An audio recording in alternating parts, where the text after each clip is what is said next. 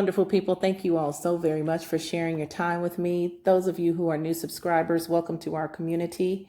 And as always, I hope that I share something that helps each of you continue to soar above the fray.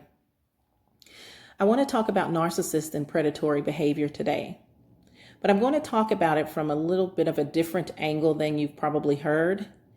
And I know many people would tell you that narcissists are attracted to you because of your codependency or because you're an empath. While I think that that is sort of true, I believe that the narcissist is not with you because you are a weak-minded person, or they don't come after you because you're weak-minded. They come after you because indeed you are strong, as healthy can be. And some of us have ways about us that should be checked maybe, but overall, in comparison to the narcissist, you are not a sickly person. So the narcissist targets you just like a predator. Predators do not prefer sickly, feeble-minded, wretched animals. They don't. They cannot take the risk, as you see there on the screen. They can't take the risk of making themselves sick and not getting the fuel that they need. And so they hunt down healthy prey. Usually when a predator finds a prey that is sickly, they leave it. Even the hyenas won't touch it. So narcissists are not seeking out unhealthy people or unhealthy, sickly prey. In other words, narcissists most of the time are not seeking out people who are like them. They are seeking people who carry light, and sometimes they are deceived by those who are just like them, who pretend to be prey when they are indeed as a predator as well. So the narcissist sought you out, studied you just as a predator studies their prey. And you're asking, how did this person study me? What did they find out about me? How did they know so much? Well, here you go. Social media. It's not hard anymore for a predator to find out more about potential prey. They can learn from social media where you work, what time you go to work, when you come home, where your kids go to school, what kind of sports your kids play, what is your favorite sports team. They know how many kids you have, your favorite color, your favorite music, your favorite food, where you like to dine, what type of friends you hang out with, who your family members are, how they are connected to you. They can find all of this out on social media, which makes the narcissist able to disguise him or herself even better. So even the mentally strongest person you would know could also be deceived by a very covert narcissist. So the narcissist doesn't necessarily seek out weak people. The narcissist is going for prey. It is an animalistic behavior, and they are cannibals. So the narcissist studied you. No, they know all about you at the point of hello. You don't know this because you're not a predator. So you didn't seek out someone and learn everything about them. Sure, if we find someone attractive, we might look at their social media page or something and think, oh my gosh, they're so handsome. Oh, look, their kids are cute. But that's not how the narcissist is looking at your social media. They're looking at it so that they can mock your behavior, that they can mirror your behavior. And when they do that, they hook you. So you meet this person and you think, oh my gosh, this person is so fantastic. We like the same, for guys, the same sports team. To have a girl who's into the same sports team, it's like, oh my gosh, she is like the best. She's got, she's wearing all of the t-shirts and the hats and buying you tickets for the games and things like that. And I mean, just all into everything that you're into, love bombing you to hell. Same for the ladies. Oh, he's so sensitive. He's so kind. He's gentle. He bought me flowers. He thought about me during the day. Oh, he just keeps texting me these little love notes, love bombing you to hell. The narcissist studied you. And so now you're thinking about all of the things that you have in common. But how did they know? Did you stop to think about how they knew? You never had those discussions with them, really. They never really asked you anything about yourself because they already knew. They may have asked you a question or two, but when you think about it, the things that connected you initially, the narcissist probably didn't ask you unless they just didn't know you. But I know that could happen, but I don't know a story to tell you about that. So the narcissist studied you. They are connected in every way. They have put on the biggest show of their lives. You are the biggest fish in the sea, and they want you. So you think that you have found this lovely person who is all into you. They're doing all of these nice things and showing you so much affection. You've never felt this way before, never felt this good before. And it doesn't matter if it's moving fast, because you know people who have been married for years who met and married within 3 months. Who cares that it was in the 50s or the 40s? But hey, you know someone. And so this must be your happily ever after. The narcissist studied you. You are mere prey. Their goal is to kill. Kill. They want to completely destroy you. And you realize something is off early on. But now, what do? This is the best business partner you've ever had, the best friend that's like a sister or a brother that you've never had, or the best husband or wife, girlfriend or boyfriend. So what do you do now? You've paraded them around and spoke so highly of them and told everyone they're such a great person. Now you're stuck because you have to take your word back. And now people are going to look at you sideways. It was a trap. They set you up so that they could take you out. And so now that you realize after this person has turned negative, nothing good has happened in their lives. They're such a victim now. What happened to that happy person that connected with you on such positive terms? How could they have lived such a horrible life?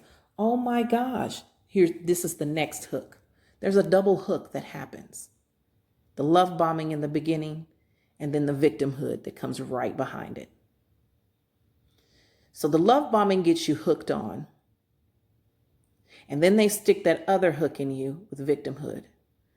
Now let me tell you my story. I know I seem happy, but I'm really not. Let me tell you what my ex has done to me, my ex-friend or ex-coworker or ex-business partner. Let me tell you what they did to me. They took everything from me. I barely made it. I'm so glad I found you. I don't know how I could survive without someone like you. I'm a victim. Please help me. Because now you might be catching on to some negativity. And so I've got to explain why I'm so negative so that you can accept all of the negativity that I am about to project onto you, says the narcissist. So now that the narcissist knows everything about you, you're trying to figure out, who is this person standing in front of me? I don't know who this is. Why aren't they buying me flowers anymore? Why isn't she going to the games with me anymore? Why is my business partner not joining me in meetings anymore, or my friend not taking vacations with me anymore? Because you were tricked. You're the prey. Now that they've learned all of your patterns and behavior, they've set you loose into the wild so that they can hunt you. And you've made it easy for them by sharing everything about your life publicly. Now, I'm not saying you can't share warm stories and things about your life with your family and friends on social media. But what I am saying is that you make it easy for predators if you're not aware of the behavior and the patterns that they possess. When someone comes to you and they know so much about you and they want to make a quick connection with you, this is a red flag. Pay attention to how people build relationships with you, what they say about you that you didn't tell them. That lets you know they've been watching you. I remember sitting in my ex's truck and he played one of my favorite songs. And I thought, that's interesting. He likes this song. I remember thinking that. And I was like, well, I love this song too. Ooh, hoo, hoo. I was just jamming away. Doesn't matter that he's only been listening to country music and not 90s R&B. But hey, makes sense to me. So then the second favorite song came through. And I thought, that is really odd. Yes, yes, yes. We're connecting. But this is odd. And then the third favorite song. And at that point, I was like, well, this is a little weird. I never mentioned to him what my favorite songs were. This is why I remember this story. I didn't mention to him my favorite songs, but I'm sure at some point on social media, I had posted it. Because remember, my ex and I knew each other in high school. And so we reconnected 22 years later. He was friends with me for about a year on Facebook before I had even noticed that he was a friend of mine on Facebook. So they do these little things to kind of put them on your mind. They'll like a post here and there, and you'll think, I remember that person from school. This is when they're about to come in for the kill. And this is what he started doing, showing my post a little more attention because he had studied me and gathered all of the information that he needed to take me out. So he thought.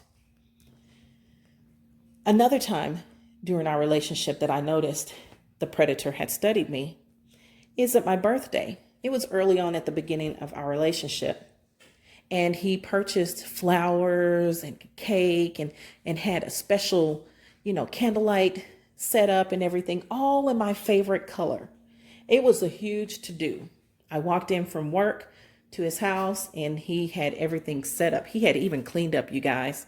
And that's for another video, the whole cleanup thing. So he had cleaned the house and cooked, and it was just fantastic. And so I walked in and I realized, oh my gosh, this is my favorite color.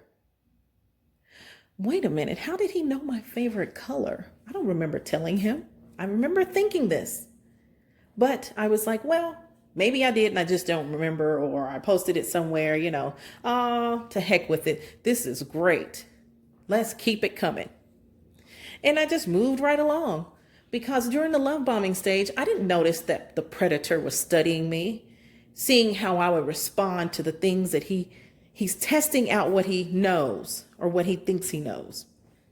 She's testing out what she knows or what she thinks she knows about you, just to see if he or she is right. Because when they move in for that kill, they've got to be on point. They get one time really to go for the attack, most of the time. And so it has to be right. But if you're a person like me who withholds quite a bit of information, the target is always off. And I threw him for a loop eventually. And many of you did the same thing to your ex whatevers. So what am I saying in a nutshell? The predator studies the prey. They must know the behavior for their safety and for yours.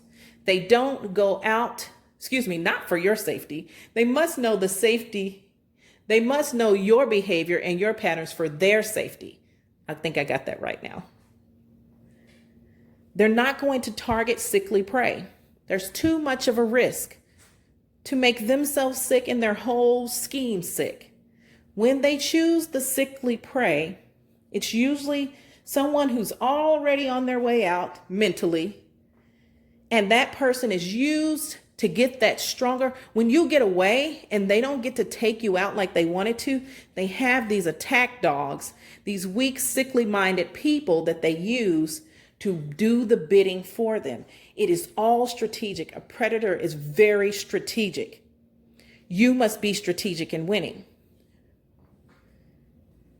You must know their behavior, study them, get to know them, how they operate. Yes, you don't want to keep thinking about your ex, but you don't want to get into that situation again, because it doesn't matter how strong you are. There's always a predator lurking about to study you, to come after you, to steal, kill, and destroy. But do we live in fear? No, we don't. We live in awareness and empowerment. So I'm saying this to share with you so that you do not get duped again. You don't think of yourself so highly that you are now above what the narcissist wants. They love you even better. They come after you and hunt you more when you strengthen up. Notice that when you're weak and feeble and minded and you're chasing them and you're crying and boo-hooing, they act like you don't even exist because you're sickly. But when you heal, here they come. Flowers, cards, gifts, whatever, phone calls. Oh, you're beautiful. Text messages. I hear so many stories from so many different people who are like, soon as I got stronger and I got better, now you're a challenge. They're coming to hunt you down. The narcissist is a predator. Predators study the behavior of their prey. They knew you before you knew them.